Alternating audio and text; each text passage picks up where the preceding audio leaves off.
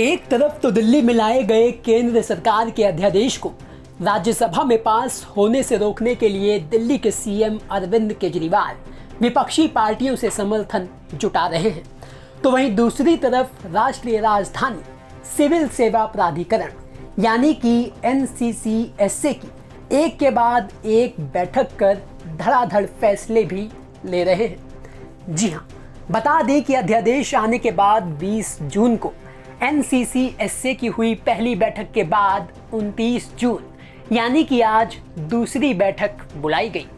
और बड़ी बात यह है कि इस बैठक में अरविंद केजरीवाल के सामने बाकी के दो अफसरों की एक ना चली।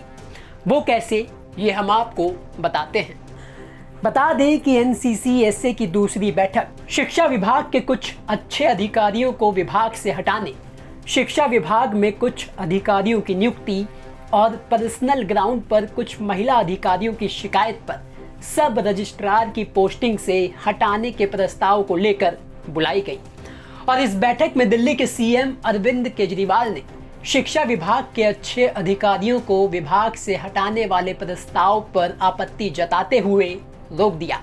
तो वहीं शिक्षा विभाग में कुछ अधिकारियों की नियुक्ति को ये कहते हुए रद्द कर दिया कि उन अधिकारियों पर विजिलेंस की जांच चल रही है। हालांकि महिला अधिकारियों की शिकायत पर सब रजिस्ट्रार को हटाने वाले प्रस्ताव को सीएम केजरीवाल ने अप्रूव कर दिया। यानी कि इस कमेटी के बनने के बाद केजरीवाल सरकार की तरफ से जो आशंका जताई जा रही थी कि कमेटी में 2 अफसर केंद्र सरकार के हैं, ऐसे में किसी भी प्रस्ताव को पास करने के लिए उन 2 अफसरों के वोट काफी हैं, फिर कमेटी में सीएम केजरीवाल की क्या जरूरत है। लेकिन दूसरी बैठक में ऐसा कुछ भी नहीं हुआ। सीएम केजरीवाल ने जो भी फैसला लिया वो सर्वसम्मति से पास हो गया।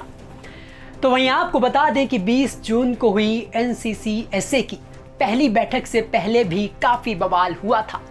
इस बैठक में फॉरेंसिक लेबोरेटरी में तैनात एक अधिकारी को सस्पेंड करने के प्रस्ताव पर चर्चा होनी थी, जिसे लेकर केजरीवाल सरकार की तरफ से ये कहा गया कि उन्हें ना इस मामले से संबंधित कोई फाइल भेजी गई और ना ही कोई जानकारी दी गई।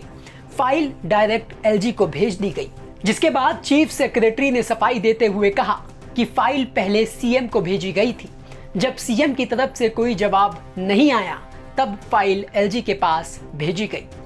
हालांकि इस बवाल के बाद बैठक हुई और केजरीवाल ने उस अधिकारी को सस्पेंड करने वाले प्रस्ताव पर बाकी के 2 अफसरों के साथ खुद भी अपनी सहमति दे दी और बैठक के बाद ये कहा कि प्राधिकरण के सभी सदस्यों का मानना था कि FSL के अफसर गलत कामों में शामिल थे, इसलिए उन पर अनुशासनात्मक कार्रवाई करने के फैसले पर सभी एकमत हुए।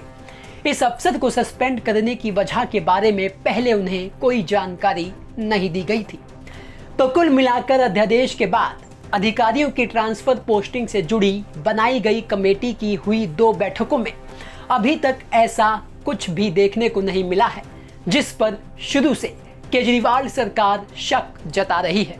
दोनों ही बैठकों में बिना किसी बवाल और मतभेद के सभी प्रस्ताव पास हो गए। ब्यूरो रिपोर्ट, दिल्ली तक।